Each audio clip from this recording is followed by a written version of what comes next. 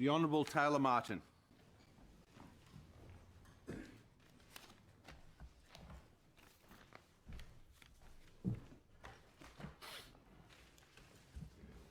Thank you, Mr President. I rise to speak on the Reproductive Healthcare Reform Bill 2019, a bill that we are told by the proponents will simply decriminalise abortions in New South Wales. Although, Mr President, for almost 40 years now, abortions in and of themselves have not been a crime in New South Wales.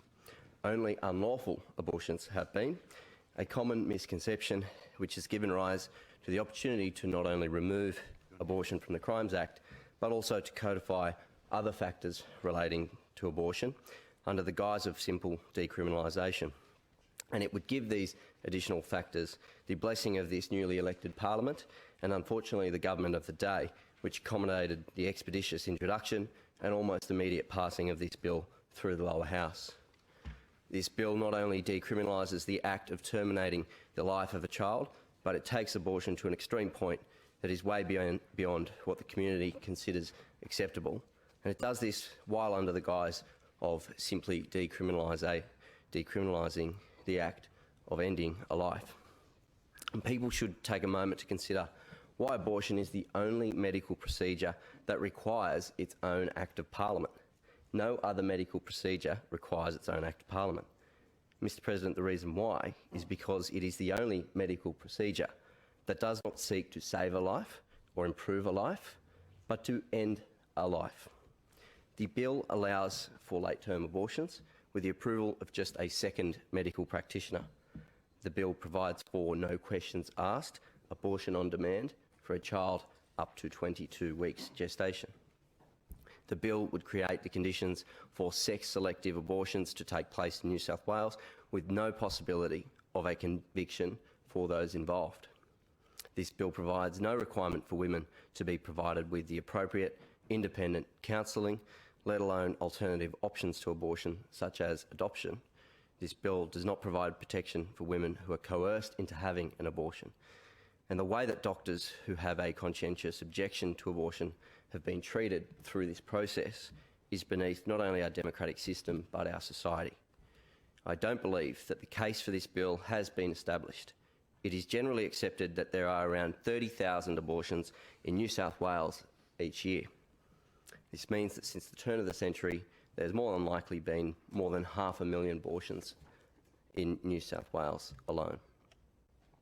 You can count on just one hand the number of people who have actually been successfully prosecuted under the current law during that time for unlawful abortions. It is my firm belief that where those prosecutions have occurred, they reflect the community's expectations around an abortion.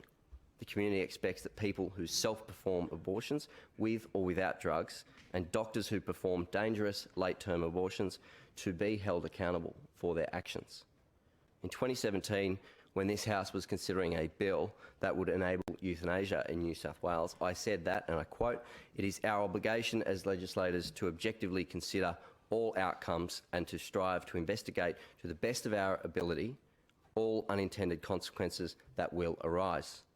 Mr President, I was reminded of that very thought when I read the transcript from last week's hearings into this bill by the Social Issues Committee, in particular by the evidence given by Rabbi Shapiro, who said, and I quote, "Any bill should be viewed in light of the extremities to which it might be taken. The bill we are discussing today would allow abortion on demand for any reason that someone desires because, for medical reasons, the present law allows for abortions for the life of the mother and so on. The present bill will allow abortion for any reason desired. If it gets in the way of a person's education, career, or in extreme cases, if I do not like the gender or even the eye colour, if it were able to be known, and it soon will." And I quote further, Mr President, "If it does not suit me, I can abort. This will cause a flippant view of life in an age where we see a devaluation of life." He goes on, Mr President, "We need to strengthen, not weaken, the sanctity of life." Mr President, while I do not share the Rabbi's Jewish faith, I certainly agree with his observations on the need to recognise and strengthen... Penny. Order. Order.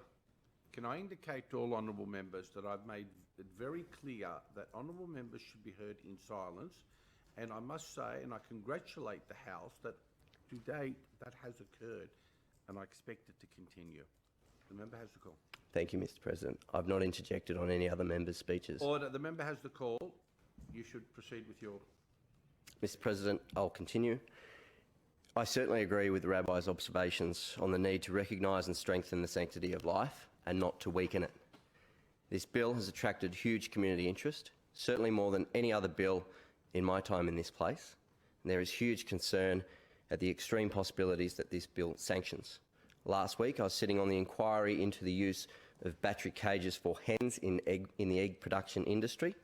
This is an inquiry into the welfare of animals. Members of the public and organisations were given more than 5 weeks to get their submissions together. The hearings were not rushed.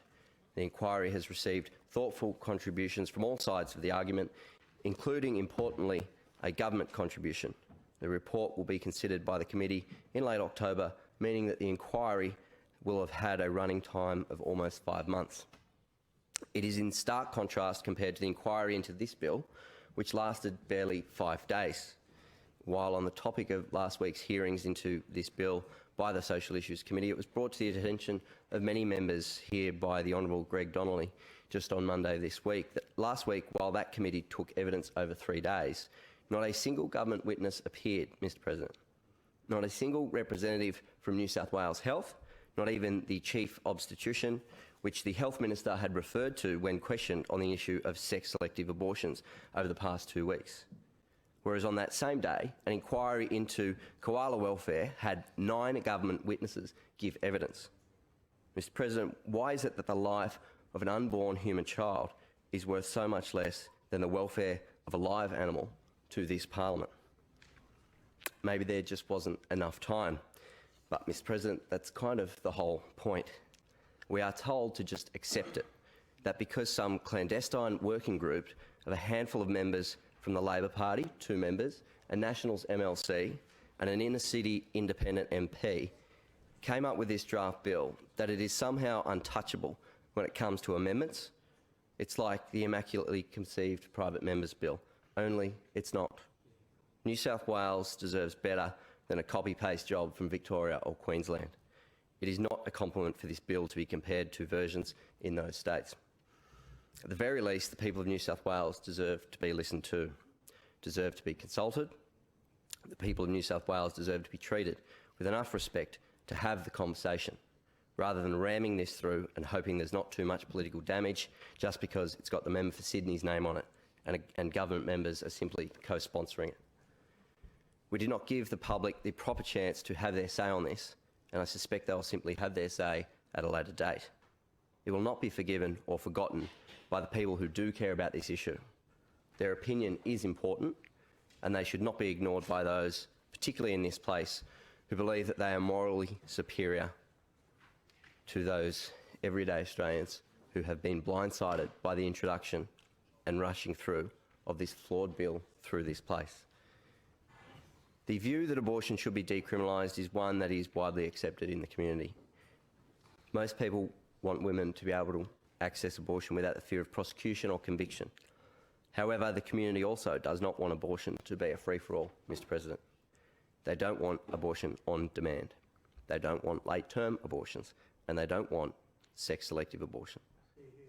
This is supported by the YouGov Galaxy poll conducted over last weekend for the Australian Christian Lobby, which found in New South Wales 83.9% of people were against sex-selective abortion, with a further 7.5% undecided. Furthermore, 69.8% of the more than 1,000 respondents to the poll were against abortion after 22 weeks. This bill codifies in law the termination of a pregnancy, the termination of a life. If enacted, it will become the only medical procedure that has its own Act of Parliament, an act that brings back the lawful use of the death penalty, the crime being an inconvenience, or in some cases, the wrong sex. Under our watch, we allowed and in some part actively sponsored this half-baked, weak piece of legislation, which will result in the unnecessary deaths of many, for the ability of some in here to say that they progressed change, that they decriminalised something which was not even a crime, and took no prisoners while doing so. No consultation, no consideration to sex-selective abortions, no consideration to the pain felt by the unborn child, no consideration to the child who may remain alive after an unsuccessful termination, no consideration to the pain felt by the mother who was coerced into something she did not want. The bill does not even give consideration to the fact that it is a woman that goes through this process, with the word woman conspicuously missing from the bill entirely, using only the word person. Mr. President, I acknowledge the members of the public and those organisations that have raised with me, and publicly also, the problems with this bill. One major issue that I simply cannot accept is the attitude that this Parliament takes towards life. With the passing of this bill, it would be as follows. If you are wanted, and you should unfortunately die in utero, that is a sad event and that life mattered.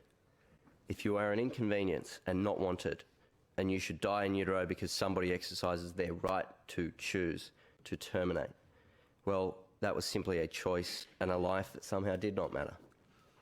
Mr. President, it would be an incredible shame if this bill was to pass this House in its current format. It is clear that the proper consultation that should occur prior to a bill being introduced has not occurred. That is why there is such outrage in the community over the way that it has been handled. The limited consultation that has occurred to date has raised significant problems that will occur by removing abortion in its entirety from the Crimes Act. It is for these reasons that I have outlined here today that I will be opposing this bill.